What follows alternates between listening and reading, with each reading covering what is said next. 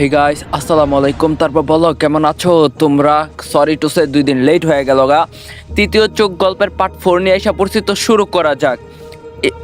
এবার সেই তৃতীয় চোখ গালিব ভাইয়ের কপালে ভেসে উঠছে। গালিব ভাইয়া আমার দিকে এগিয়ে আসতে লাগলো। আমি চিৎকার করে তাকে থামিয়ে দিলাম। গালিব ভাইয়া অবাক হয়ে বলল, কি হয়েছে রিস্পা? আমাকে দেখে তুমি ভয় পাচ্ছ কেন? ভাইয়া আপনার কপালে হাত দিয়ে বলল, কই আমার কপালে তো তুমি ছাড়া আর কিছুই নেই, তাহলে ভয় পাওয়ার কি আছে? আমিও খেয়াল করলাম ভাইয়ার কপালে তৃতীয় চোখটা উধাও হয়ে গিয়েছে।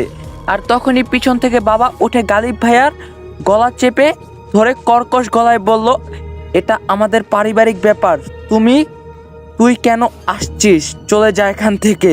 গালিব ভাইয়া কোনো মতে নিজেকে ছাড়িয়ে আমার পাশে এসে বলল, শ্বশুর ড্যাডি, নিজের মেয়ের জামাইকে এভাবে কেউ আপ্যায়ন করে নাকি? এই শুনে বাবা আরও রেগে গিয়ে গালিব ভাইয়ের দিকে তেড়ে আসলো। আমি গিয়ে সামনে দাঁড়ালাম এবং বাবাকে বাধা দিয়ে বললাম, তার গায়ে যেন একটা ফুলের টোকাও না পড়ে। তুমি তোমার সন্তানদের এই অভিশপ্ত বিপদে ফেলছো। নিশ্চয়ই তুমি এমন কিছু করছো যাতে করে অদৃশ্য জগতের কেউ আমাদের পিছনে পড়ছে। কি করছো তুমি, সত্যি করে বলো বাবা। এবার বাবা শান্ত হয়ে খাটে গিয়ে গুটিসুটি মেরে মাথা নিচের দিকে দিয়ে বসে বলল, আমি তো শুধু তোর মাকে ফিরিয়ে আনতে চেয়েছিলাম। সেও ফিরে এসেছে, কিন্তু একা আসেনি, তার সাথে অতিথি নিয়ে এসেছে। কি বললো বাবা? তোমার মাথা ঠিক আছে তো? মা মারা গিয়েছে এবং তাকে আমরা সবাই মিলে কবরে রেখে এসেছি। আর মারা যাওয়ার পর কেউ চাইলেও এই দুনিয়াতে ফিরে আসতে পারে না। কি বলছো এসব তুমি? প্রতি রাতে তুমি কার সাথে কথা বলো? এবার বাবার কণ্ঠ সম্পূর্ণ বদলে গেল। একটা মহিলা কণ্ঠে বলে উঠল, তোর বাবাকে দোষ দিস না মা। সত্যি আমি ফিরে এসেছি, তোর বাবা আমাকে যেতে দেয়নি। আয় মা, কাছে আয়, তোকে অনেক দিন হলো স্পর্শ করি না। এটা শুনে আমি ভয়ে গালিব ভাইয়ের হাত চেপে ধরলাম। এই এই কণ্ঠটা একদম আমার মায়ের মতো। বাবা মাথা নিচু করে আমার দিকে হাত বাড়িয়ে দিল। গালিব ভাইয়া এক থাপ্পড়ে তার হাতটা সরিয়ে দিয়ে বলল, ধুর মিয়া, রাখেন আপনার স্পর্শ করা। আমি জানি মৃত্যুর পর মানুষ আর ফিরে আসে না। আপনি একজন খারাপ জিন। রিস্পার মায়ের রূপ ধরে ওর বাবাকে ধোঁকা দিচ্ছেন। আমরা আপনার এই ধোঁকায় পড়বো না। আচ্ছা, সেটাও ব্যাপার না। আমার শ্বশুর ড্যাডির সাথে থাকেন, তার সাথে গল্প করেন, গান গাবেন, নৃত্য করবেন, রোমান্স করবেন, যা খুশি তা করবেন, কিন্তু এর মাঝে রিস্পাকে কেন টেনে আনছেন? ওর কাছে কি চান আপনি? গালিব ভাইয়া একদমে কথাগুলো বলে হাঁপাতে লাগলো। ওইদিকে বাবা এখনো মাথা নিচু করে বসে আছে আর রাগে গড়গড় করছে। হঠাৎ খেয়াল করলাম খাটের তলা থেকে হালকা ছুপ ছুপ পানি বের হচ্ছে। গালিব ভাইয়া আমার কানের কাছে মুখ এনে ফিস ফিস করে বলল, শ্বশুর ড্যাডি মনে হয় আমার কথা শুনে কাম সেরে ফেলছে। আগে জানলে প্যাম্পাস পরিয়ে দিতাম। আমি একটু রাগী ভঙ্গিতে বললাম, এখন কি মজা করার সময়? বাবা এভাবে বসে আছে কেন সেটা দেখেন। আর পানি বা আসছে কোথা থেকে আসছে? গালিব ভাই হাঁটু গেড়ে ফ্লোরে বসে খাটের তলায় উকি দিয়ে বলল, রিস্পা সত্যিই তো আমার শাশুড়ি মাম্মি ফিরে এসেছে, কিন্তু তার চোখগুলো এত আগুনের মতো জ্বলছে। খেলেছেন অনেকদিন ধরে, কিন্তু এতে আসলে কি লাভ হচ্ছে? ভাবুন তো, যদি গেম খেলার মাধ্যমে আপনার ব্যাংক ব্যালেন্স বাড়ানো যায়। বিশ্বাস মনে হলো ক্রিকেক্স এর মাধ্যমে এটি এখন বাস্তব। বাংলাদেশের অন্যতম বিশ্বস্ত এবং জনপ্রিয় প্ল্যাটফর্ম ক্রিকেক্স আপনাকে দিচ্ছে আয়ের এক নতুন সুযোগ। বিপিএল এ দিচ্ছে 150% স্পেশাল রিলোড বোনাস, সর্বোচ্চ 3000 টাকা পর্যন্ত, সাথে প্রতিদিন 50টি ফ্রি স্পিনের সুবিধা। মাত্র 500 ডিপোজিট করুন আর ইন্টারনেট পেয়ে যান 300 বোনাস। জন্মদিনে থাকছে বিশেষ চমক, 1000 টাকা বোনাস। ক্রিকেক্সে গেম খেলুন এবং জিতুন আকর্ষণীয় পুরস্কার, গুগল পিক্সেল 9 প্রো, এশার নাইট্রো 5, গুগল পিক্সেল ওয়াচ 3 এবং স্যামসাং গ্যালাক্সি বাডস 3, আরো অনেক কিছু। আপনার জেতা টাকা তুলুন নিরাপদ উপায়, বিকাশ নগদ, রকেট উপায় এবং ভারতে ফোনপে, গুগল পে অ্যাপ এর মাধ্যমে লেনদেন করুন দ্রুত এবং নিশ্চিন্তে। তুক পিন করা কমেন্ট থেকে বিনামূল্যে ক্রিকেক্স অ্যাপ রেজিস্ট্রেশন করুন এবং উপার্জনের যাত্রা শুরু করুন। কি মাম্মি, ফুচকা কি বোম্বাই মরিচ দিয়ে খাইছিলেন নাকি? চোখ এত লাল কেন? গালিব ভাইয়ের কথা শুনে আমিও তাড়াতাড়ি হাঁটু গেড়ে বসে খাটের তলায় উকি দিয়ে দেখলাম সত্যি আমার মা অগ্নি দৃষ্টিতে আমার দিকে তাকিয়ে আছে। আমি বললাম, ভাইয়া এটা আমার মা হতে পারে না, তাড়াতাড়ি পালাতে হবে আমাদের। উঠে দুজন রুম থেকে দৌড় দিতেই দরজাটা ধাপাস করে বন্ধ হয়ে গেল। অনেক টানাটানি করে দরজা খুলতে পারলাম না, মনে হচ্ছে কেউ বাহির থেকে টেনে ধরে রেখেছে দরজাটা। এদিকে বাবা মাথা উঠিয়ে বলল, আর লুকিয়ে থেকে কি হবে? এবার বের হও মরিয়ম, ওরা জেনে গিয়েছে তুমি ফিরে এসেছো, ওদের পালাতে দেওয়া যাবে না। তাকিয়ে দেখলাম বাবার কপালে আবার সেই চোখ এবং মুখে ভয়ঙ্কর এক হাসি। খাটের তলা থেকে সাপের মতো পেঁচিয়ে বের হলো আমার মায়ের রূপী সেই শয়তানটা। কিছু বুঝে ওঠার আগে বিদ্যুতের গতিতে আমাদের সামনে চলে আসলো সে এবং গালিব ভাইয়ের গলা চেপে তাকে দেওয়ালের সাথে লাগিয়ে উঁচু করে ফেললো। আমি বাধা দিতে গেলে আমাকে এক ঝটকায় বাবার সামনে এনে ফেললো। বাবা আমাকে বলল, তোর কিছু হবে না, ও বাইরের লোক, তাই ওকে মরতে হবে। আমি উঠে দাঁড়াতেও পারছিলাম না, আমার হাত পা যেন বেঁধে রাখা হয়েছে, মুখ দিয়ে কোনো শব্দ বের করতে পারছিলাম না। সে গালিব ভাইয়াকে মেরে ফেলছে। আমি শুধু অসহায় দৃষ্টিতে তাকিয়ে আছি। গালিব ভাইয়ের পাগুলো ছটফট করতে করতে শেষ নিঃশ্বাস ত্যাগ করবে, ঠিক এমন সময় চারদিক থেকে ফজরের আজান ভেসে আসলো। সাথে সাথে সে গালিব ভাইয়াকে ছেড়ে দিল এবং চিৎকার করতে করতে অদৃশ্য হয়ে গেল। দেখলাম বাবাও ধাপাস করে খাটে পড়ে গেল। এবার আমার হাত পাও ফ্রি হয়ে গেল মনে হচ্ছে। আমি উঠে দৌড়ে গেলাম গালিব ভাইয়ের কাছে। ভাইয়া, আপনি ঠিক আছেন তো? কথা বলেন প্লিজ। কি হয়েছে, কিছু তো বলেন। গালিব ভাইয়া শ্বাস নিতে নিতে বলল, আরে ডাইনি মাম্মির পরি মেয়ে, একটু দম নিতে দাও। খুব জোরে গলা চেপে ধরছিল। আমি তো ভেবেছিলাম আজকে আমি শেষ। তাকিয়ে দেখলাম গালিব ভাইয়ার গলায় 5 আঙ্গুলের দাগ বসে গিয়েছে। ফর্সা হওয়ার কারণে দাগগুলো লাল হয়ে আছে। আমি কান্না করে দিয়ে বললাম, ভাইয়া আমাকে মাফ করে দেন, আমার জন্য আপনি মরতে বসছিলেন। আপনাকে এখানে আনা ঠিক হয়নি, আপনি প্লিজ চলে যান। আমার জন্য আপনার কিছু হয়ে গেলে আমি নিজেকে ক্ষমা করতে পারবো না। এটা তুমি কি বললে? তোমার সাথে জীবনের শেষ অবধি চলার শপথ করছি। তোমার হাজারো অবহেলা আর বাজে আচরণের পরও একটা বারের জন্য তোমার প্রতি ঘৃণা বা বিরক্ত আসেনি। আমি জানতাম ওসব তুমি মন থেকে করো না, তাই আমি এনজয় করতাম। আর এখন তুমি এত বড় একটা বিপদে পড়ছো, এই অবস্থায় আমি তোমাকে ছেড়ে নিজের জানের ভয়ে পালাবো? আমি ছিলাম, আমি আছি এবং থাকবো শেষ পর্যন্ত তোমার সাথে।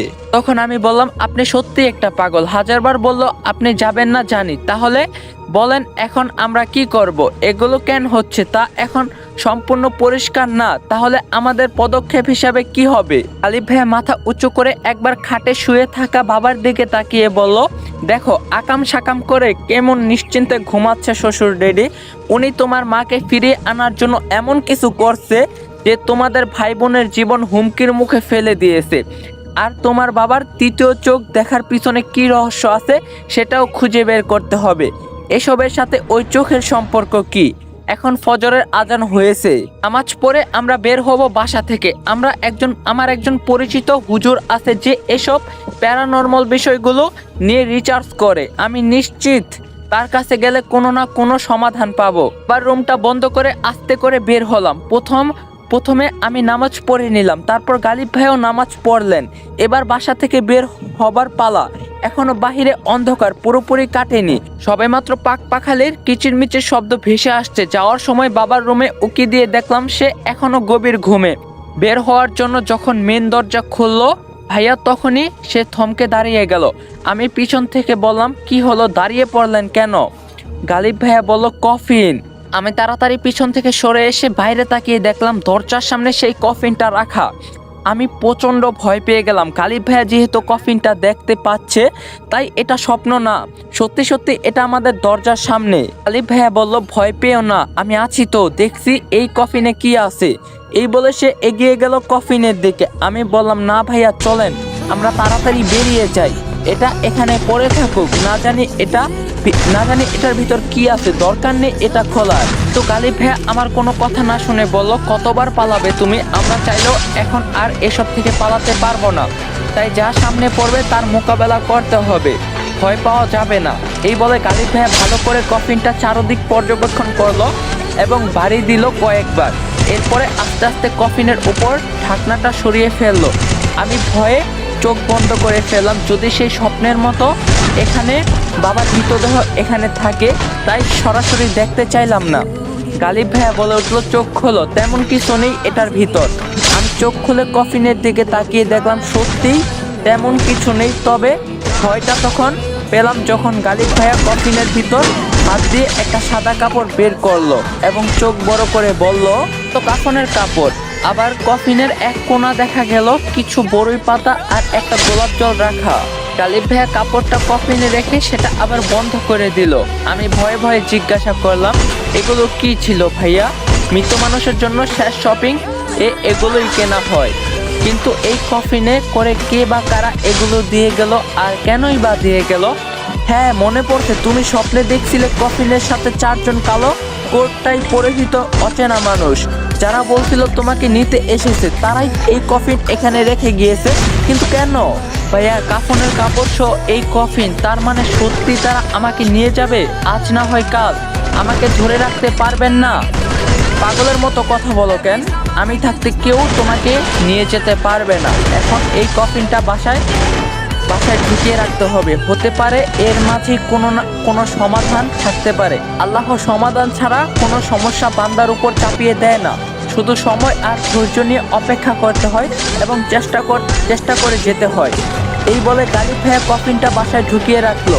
তারপর আমরা বেরিয়ে পড়লাম বাসা থেকে। ততক্ষণে ভোরের আলো ফুটছে, মানুষ হাঁটাহাঁটি করছে। উদ্দেশ্য এখন গালিব ভাইয়া বলা সেই হুজুরের কাছে যাব। আমি বললাম, আচ্ছা ভাইয়া, আপনি ইঞ্জিনিয়ারিং পাস করে এভাবে বেকার ঘুরেন কেন? বাবার টাকা আছে বলে কি নিজের কিছু করার ইচ্ছা নেই? তখন গালিব ভাইয়া বলল, কে বলছে আমি কিছু করি না? আর তুমি তো জানোই আমি বাবার টাকায় ইন্টারেস্ট দেখাই না। আসলে আমার স্বপ্ন আমি একদিন বড় ডিরেক্টর হব, বড় বড় স্টারদের সাথে কাজ করব। আমি নিজেকে বাবার পরিচয় নয়, বরং নিজের পরিচয়ে দুনিয়ার কাছে উপস্থাপন করতে চাই। তখন আমি বললাম, ও আচ্ছা, তাহলে তো ভালো। আচ্ছা, আপনি প্রথমে মুভি বানাবেন নাকি নাটক? আর আপনার প্রথম মুভি বা নাটকের নাম কি হবে ঠিক করছেন? তখন গালিব ভাইয়া বলল, আমি সরাসরি মুভিতে কাজ করব। আর হ্যাঁ, নাম একটা ঠিক করছি, আমার প্রথম মুভির নাম হবে ভালোবাসা দিলে দিবি না দিলে নাই। আমি হাসতে হাসতে বললাম, এটা আবার কেমন নাম? এসব আবোল তাবোল নাম দিয়ে মুভি বানাবেন না, আমি আপনাকে সুন্দর একটা নাম ঠিক করে দিব। কথা বলতে বলতে আমরা একটা ইসলামিক ফাউন্ডেশনের সামনে এসে থামলাম। গালিব ভাইয়া বলল, তাকে এখানেই পাওয়া যায়। দারোয়ানের কাছে গিয়ে বলল, ভাই, জামাল হুজুরকে একটু ডেকে দিবেন, বলবেন যে গালিব এসেছে কোনো জরুরি কাজ নিয়ে। তখন দারোয়ান ভিতরে চলে গেল জামাল হুজুরকে এটা জানাতে। আমরা বাইরে অপেক্ষা করতে লাগলাম। কিছুক্ষণ পর দারোয়ান এসে বলল, হুজুর আপনাকে ভিতরে ডাকছে। আমি আর গালিব ভাইয়া ভিতরে গেলাম। বিড়ি পেরিয়ে একটা কালো রঙের দরজার সামনে গিয়ে দাঁড়ালাম আমরা। গালিব ভাইয়া টোকা দিল দরজা এবং বলল, আমরা কি ভিতরে আসতে পারি হুজুর? পাশ থেকে ভারী কণ্ঠে কেউ বলল, হ্যাঁ গালিব, আসো আসো। দরজা ধাক্কা দিয়ে আমরা ভিতরে প্রবেশ করলাম। দেখলাম একজন মধ্যবয়স্ক লোক চেয়ারে বসে কি যেন লিখছে। পুরো রুমে ভয়ানক ভয়ানক পিচাসের স্কেচ লাগানো আর 4 কোণায় 4টা আগুনের মশাল জ্বালানো। লোকটার মুখে খোঁচা খোঁচা দাড়ি, একটা কালো রঙের ফতোয়া পরা। দেখে বোঝা যায় না সে একজন হুজুর। উনি লেখা অবস্থায় আমাদের দিকে না তাকিয়ে বলল, কি হয়েছে গালিব, এত জরুরি তবল হঠাৎ করে, সাথে কাদেরকে নিয়ে এসেছো? গালিব ভাইয়া বলল, কাদেরকে মানে? আমরা তো দুজনেই, ও আমার অনেক ভালো বন্ধু রিশফা। সমস্যাটা ওর সাথেই হচ্ছে মূলত। উনি এবার লেখা বন্ধ করে আমাদের দিকে তাকিয়ে বলল, সেটা তো দেখতেই পাচ্ছি, কিন্তু তোমাদের পিছনে 3 চোখওয়ালা মহিলাটা কে? আজকের পার্টটা এই পর্যন্তই ছিল। পার্ট 4 আপনাদের কাছে কেমন লাগছে অবভিয়াসলি কমেন্টে জানাবেন। যদি আজকের পার্টে 2K লাইক কমপ্লিট করে দিতে পারেন 24 ঘন্টার মধ্যে, তাহলে পার্ট 5 কালকেই পেয়ে যাবেন। তো ভিডিওটা ফটোফট লাইক দেন, চ্যানেলে নতুন আছে তো অবশ্যই চ্যানেলটা সাবস্ক্রাইব করেন। দেখা হবে পার্ট 5-এ। সবাই ভালো থাকেন, সুস্থ থাকেন, আল্লাহ হাফেজ।